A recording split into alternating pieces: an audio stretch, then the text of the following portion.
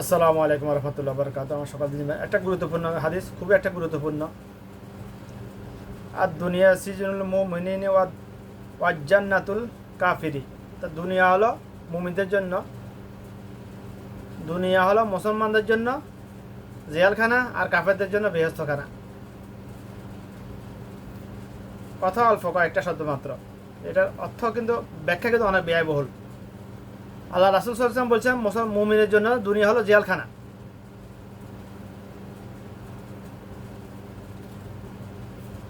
এতটুকুই হাদিসের অর্থ। ব্যাখ্যা আমাদেরকে বুঝতে হবে। মুমিন আর মুসলমান দুইটাই সম্পূরক শব্দ, আর মুনাফিক মুসলমান দুইটা একটা একটা অপরটা বিপরীত। মুনাফিক কখনো মুসলমান হতে পারে না, মুনাফিক আর মুসলমান কখনো এক হতে পারে না, কখনো নয়, কাল্লা কখনো নয়। আল্লাহ রাসূল সাল্লাল্লাহু আলাইহি ওয়াসাল্লাম বলছে এখানে মুমিনের জন্য দুনিয়া হলো জেলখানা, আর কাফেরদের জন্য দুনিয়া হলো বেহেশতখানা। কিন্তু আফসোসের বর্তমানে জাহেলিয়াতের যুগে, কে আমাদের খুব নিকটবর্তী যুগ, তো শতাব্দীতে এটা যুগ না, কে আমাদের খুবই নিকটবর্তী শতাব্দী চলতেছে বর্তমানে। আজকে যারা মুসলমান দাবি করতেছে, যারা মুসলমান দাবিদার, যে সকল আদম সন্তান মুসলমান দাবিদার, তারা কি দুনিয়াকে জেলখানা মনে করতেছে নাকি বেহেশতখানা মনে করতেছে? অন্য হাদিসে আল্লাহ রাসূল সাল্লাল্লাহু আলাইহি ওয়াসাল্লাম বলছে দুনিয়া হলো মুসলমানের জন্য দুনিয়া হলো মুসাফিরখানা। একজন মুসাফির মানে আমি কোনো এক ব্যক্তি মানে ঢাকা থেকে চিটাং যাইতেছে পায়ে হেঁটে, সে মুসাফির। সে পথের মধ্যে রাত হলে সন্ধ্যা হলে রেস্ট করবে, ঘুমাবে, কোথায় শুয়ে থাকবে গাছতলায়, এরকমই তো। কিছু ফেলে খাবে, না হলে শুয়ে থাকবে, এরকম। ঢাকা থেকে চিটাঙে যাওয়ার পথে একজন মুসাফির পথের মধ্যে কোথাও যদি বসে, সে ওখানে স্থায়ীভাবে থাকার জন্য কি কখনো পরিকল্পনা করে? কখনো করে না। তার উদ্দেশ্য হয়েছে চিটাগাং, ঢাকা থেকে চিটাগাং যাবে, তার উদ্দেশ্য চিটাগাং। সে চিটাগাং তার স্থায়ী বাসিন্দা গিয়ে যা করার করবে। মুসলমানের জন্য দুনিয়া হলো মুসাফিরখানা। তো দুনিয়া যদি মুসাফিরখানা হইতো, মনে করতো মুসলমানগণ, তাহলে এত কিছু কেন কিভাবে করতেছে? মুসলমান কিভাবে হারাম খাইতেছে, কিভাবে যাবতীয় হারামে লিপ্ত আজকে বর্তমান যুগের মুসলমান? যাবতীয় হারামে লিপ্ত, শুধুমাত্র কিছু হারাম রুচি হয় না এই জন্য খাইতেছে না। শুকরের গোস্ত, কুকুরের গোস্ত, শিয়ালের গোস্ত খায় অনেক মুসলমান, ওষুধের নাম দিয়ে খাইলে বুনা করে। আমি অনেক শুনেছি, দেখি নাই বাস্তব এটা। তবে তো দুনিয়া মুসলমানের জন্য দুনিয়া হলো জেলখানা। এখন দুনিয়া কি জেল?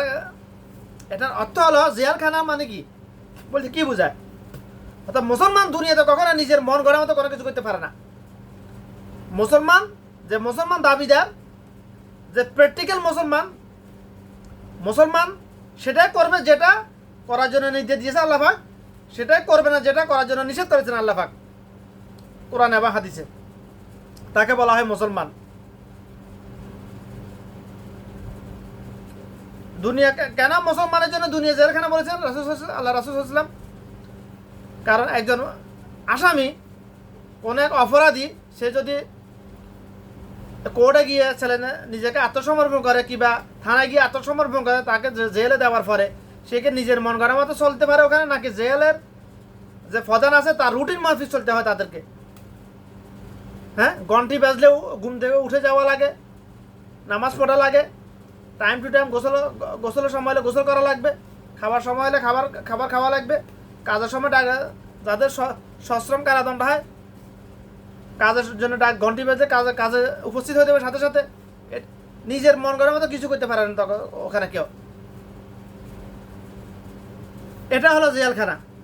এখন মুসলমান যদি দুনিয়াকে জেলখানা মনে করে, তাহলে মুসলমান কিভাবে নামাজ ছাড়ি দেয়, কিভাবে সুদ খায়, ঘুষ খায়, দুর্নীতি সাদাবাজি সিন্ডিকেট করে, করতেছে কিভাবে হজ সিন্ডিকেট টিকে প্রবাসীদেরকে লুট করতেছে, হাজার হাজার 17 গত কয়েক যুগ ধরে টিকিট সিন্ডিকেট করে। ওরা কি দুনিয়াকে জেলখানা মনে করতেছে? কিভাবে মুনাফিকি করতেছে, গিবত করতেছে, সবলখড়ি করতেছে, একে অন্যের সম্পদ মারি খাইতেছে। কিভাবে সম্ভব এগুলা? কোথায় মুসলমান এখন? কিভাবে কীভাবে যাদেরকে আল্লাহ ক্ষমতা দিয়েছে, যারা সমাজের সর্দার, ইউনিয়নের সর্দার, রাষ্ট্রের সর্দার, ওয়ার্ডের সর্দার, কিংবা একটা উপজেলার সর্দার নেতা, তারা কিভাবে আমানতের খেয়ানত, কিভাবে ন্যায় বিচার করে না, বিচার কোথাও বিচার কার্যে গেলে ওখানে কিভাবে তারা যে টাকা পয়সা দেয় কিংবা যাকে নিজের দলের মনে করে তাদের দিকে টানি কথা বলে, কিভাবে মুনাফিকি করতে পারে, কিভাবে বেইনসাফ করতে পারে, বেইনসাফি করতে পারে। হ্যাঁ, কিভাবে আদলের খেয়ানত করতে পারে, ন্যায় বিচার না করে কিভাবে ওখান থেকে যাইতে পারে, তারা কিভাবে বেইনসাফি করতে পারে। আমাদের পাড়া আশপাশে তো অনেক দেখতেছি আমি, যে ছোটবেলা থেকে অনেক ন্যায় বিচার নাই, হক কথা বলার লোক নাই, সাইটানি কথা বলে। এটা হচ্ছে মুনাফিকদের চরিত্র।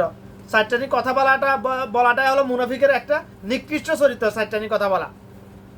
মুসলমান কখনো সাইটানি কথা বলতে পারে না। মুসলমান যেটা হক হক, যেটা ন্যায় ন্যায়, ওটাই বলবে। মুসলমানের সামনে যদি কোনো বাপ কিংবা ভাই উপস্থিত হয়, যদি অপরাধী হিসাবে, তখনও সাইটানি কথা বলতে পারবে না, তাকে বলা হয় মুসলমান।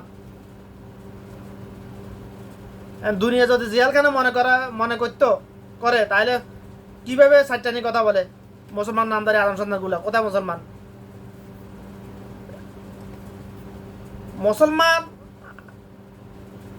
ইমানওয়ালা আর গায়ের ইমানওয়ালার মধ্যে নীতি নৈতিকতার মধ্যে পার্থক্য থাকতে হবে তো ভাই। শুধু মুখে বললে হবে নাকি আমি মুসলমান, আমি মুসলমান? আরে বানা, কখনো নয়, কাল্লা কখনো নয়। শুধু মুখে বললে আমি মুসলমান, এটা হয় না। শুধু মুখে যদি বলে লা ইলাহা ইল্লাল্লাহু মুহাম্মাদুর রাসূলুল্লাহ, কখনো মুসলমান হয়ে যায় না, হতে পারবে না যদি প্র্যাকটিক্যাল সে করে না দেখায়। যদি আল্লাহ প্র্যাকটিক্যালি সে আল্লাহ পাকের আদেশ নিয়ে মানি না চলে, কখনো সে মুসলমান হতে পারে না। কালিমা তৈয়বা ইহুদি খ্রিস্টানরা ভালো জানে, হিন্দুরাও পড়তে পারে। তারা কি মুসলমান হয়ে গেছে? না। মুসলমান জন্মসূত্র হওয়া যায় না, মুসলমান বানানো লাগে, বনা লাগে। মুসলমান কখনো উত্তরাধিকার সূত্রে মুসলমান হওয়া যায় না। যেরকম উত্তরাধিকার সূত্রে ডাক্তারের ঘরে ডাক্তার হয়ে যায় না, জন্মালে ডাক্তার হয়ে যায় না, যেরকম উত্তরাধিকার সূত্রে একজন ইঞ্জিন মেকানিকের ঘরে জন্ম নিলে ইঞ্জিন মেকানিক হয়ে যায় না, যেরকম উত্তরাধিকার সূত্রে একজন ইলেকট্রিশিয়ানের ঘরে জন্ম নিলে ইলেকট্রিশিয়ান হয়ে যায় না, ওইরকম মুসলমানের ঘরে জন্ম নিলে মুসলমান হয়ে যায় না। মুসলমান তাকে বানানো লাগে, বনা লাগে। মুসলমান বানানোর দুইটা বনা কিংবা বানানোর দুইটা ধাপ, থিওরিক্যাল, প্র্যাকটিক্যাল। যে কোনো ক্ষেত্রে, যে কোনো সেক্টরে আগে থিওরিক্যাল পড়াশোনা করা লাগে, তারপর প্র্যাকটিক্যাল কোর্স করা লাগে। সেটা যে কোনো কাজ। একজন ডাক্তার হতে হলে তাকে আগে 2-4 বছর থিওরিক্যাল পড়ালেখা করতে হবে, অনেকগুলো কিতাব পড়তে হবে, তারপর তাকে প্র্যাকটিক্যালে প্র্যাকটিস করতে হবে। মুসলমানে একে অবস্থা, আগে থিওরিক্যাল তাকে এলএম গ্রহণ করতে হবে, তারপরে এগুলো প্র্যাকটিক্যাল করে দেখাইতে হবে, তবে সে মুসলমান দাবি করতে পারবে, না হলে সে মুসলমান নয় কাকা, কখনো নয়। থিওরিক্যাল কোথায় কীভাবে পড়তে হলে কী করতে হবে, কী পড়বে? কোরআন মাজিদ আর হাদিস। কোরআন মাজিদ পড়তে হবে, শুধু পড়তে, এটা শুধু পড়লে হবে না, শুধু পড়লে হবে না। লিলাফি কুরাইশ ইলাফিহিম রিহলাতাশ শিতাই ওয়াস সাইফ ফালিয়াবুদু রাব্ব হাযাল বাইত আল্লাযী আত'আমাহুম মিন জু ওয়া আমানাহুম মিন খাউফ। সূরা ফিল। মানে শুধুমাত্র কোরআন মাজিদ দেখে দেখে পড়তে পারা, এটাকে দ্বীনি ইলম বলা হয় না। বুঝা, পড়া, বুঝা, জানা, বুঝা, মানা, এটা হলো দ্বীনি ইলম। মানতে হলে আগে জানতে হবে, বুঝতে হবে, তারপর মানতে পারবে। দ্বীনি ইলমের প্রথম সূত্র হলো আল্লাহর কালাম জানা বুঝা, এটা হলো দ্বীনি ইলম গ্রহণ করা। তলবুল ইলমি ফারিদাতুন আলা কুল্লি মুসলিমিন। বিসমিল্লাহ। এই হাদিসের মৌলিক ব্যাখ্যা হলো, আমি অর্থের কথা বলতেছি না, মৌলিক ব্যাখ্যা হলো আল্লাহর কালাম জানা বুঝা, এটা হলো দ্বীনি ইলম গ্রহণ করা। যে দ্বীনি ইলম গ্রহণ করবে তারপর মানবে, সে হলো মুসলমান। যে দ্বীনি ইলম গ্রহণ করবে, যেরকম জেনেছে ওইরকম মেনেছে, সে হলো মুমিন মুসলমান, সাহাবীদের নিয়ে মুসলমান। আর যে দ্বীনি ইলম গ্রহণ করবে, জানে বুঝে কিন্তু যেরকম জানে ওইরকম আমল করে না, কিংবা যেরকম জানে ওইরকম মানুষের সামনে উপস্থাপন করে না, উল্টা উপস্থাপন করে, সে হলো আবু জাহেল মার্কা। সে হলো আবু জাহেল মার্কা। সে আজকে মুসলমান কি দুনিয়াকে জেলখানা মনে করতেছে না বেহেশতখানা মনে করতেছে? মুসলমান দুনিয়াকে বেহেশতখানা মনে করতেছে। যদি প্রমাণ এই যে পুরা পুরা ওয়ার্ল্ড ব্যাপী দেখতেছে তো, এত বড় বড় বিল্ডিং সব আরব মুসলিম কান্ট্রিতে, সবচেয়ে ওসু ওসু বিল্ডিং যেগুলো সব মুসলিম কান্ট্রিতে। দুবাই বুর্জ খলিফা, কোথায় গেল সে বুর্জ খলিফা? মাটির নিচে, মাটির সাথে মিশে গেছে, পচে গলে। সৌদি আরবও বানাইতেছে একটা, ওটা চাইতে আরো উঁচু। কারা করতেছে এগুলো? মুসলমান তো করতেছে, মুসলমানরাই তো দাবিদার যারা তারাই তো করতেছে। তারা কিন্তু এখন দুনিয়াকে জেলখানা মনে করতেছে নাকি বেহেশতখানা মনে করতেছে? বেহেশতখানা মনে করতেছে, যেন তো এরকম দুনিয়া সাজানো নিয়ে ব্যস্ত। আলহা কুমুত তাকা জুর হাত্তা জুর তুমুল মাকাবির, আল্লাহ পাক বলছে মানুষ কিয়ামতের আগে এমন অবস্থা, মানুষ দুনিয়ার রং তামাশা নিয়ে, ভোগ বিলাসে নিয়ে ব্যস্ত থাকতে মানে এগুলোর প্রতি লোভ লালসার মধ্যে এমনভাবে ডুবে যাবে, আকৃষ্ট হয়ে যাবে, এগুলো নিয়ে ব্যস্ত থাকতে আখিরাত ভুলে যাবে, ব্যস্ত থাকতে এগুলো নিয়ে কবরে চলে যাবে, কিন্তু তাদের তারপরে হোঁশ হবে না, হোঁশ আসবে না তাদের। মানে শুধু দুনিয়া দুনিয়া দুনিয়া, হায় হায়, এটা আমার আরো দরকার, শুধু এগুলো করে যাবে। অর্থাৎ দুনিয়ার লোভ লালার মধ্যে এমনভাবে ডুবে যাবে মানুষ, দুনিয়া করতে করতে মানুষ কবরে চলে যাবে, মানুষ বেমান হয়ে কবরে চলে যাবে, তারপর মানুষের হোঁশ থাকবে না। মুসলমান দাবি যারা, তাদের কথা বলা হয়েছে এখানে। কাফেরদের যারা, তাদের ক্ষেত্রে এগুলো বলা হয় নাই। তারা তো এমনিতে জাহান্নামী ছিল, জাহান্নামী তারা প্রকাশ্যে।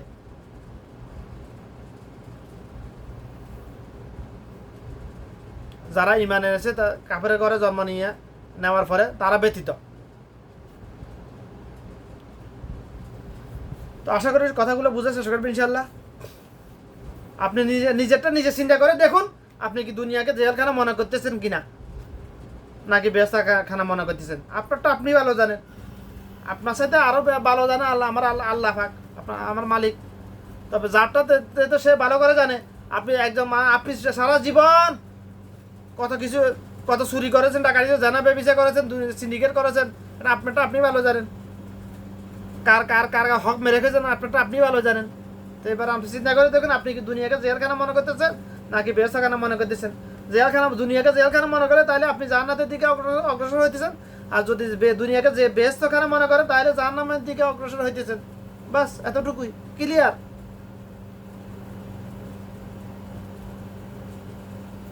ক্রিস্টাল ক্লিয়ার কথা একেবারে, এখানে কোনো সন্দেহ করার কিছু নেই, না বুঝার কিছু নেই একেবারে। তো আল্লাহ সবাইকে কথাগুলো বুঝে শহীদ বুঝতে করুন। আমার তাওফিক ইল্লা বিল্লাহ, আউযু বিল্লাহি মিনাশ শাইতানির রাজিম, রাব্বি জিদনি ইলমা।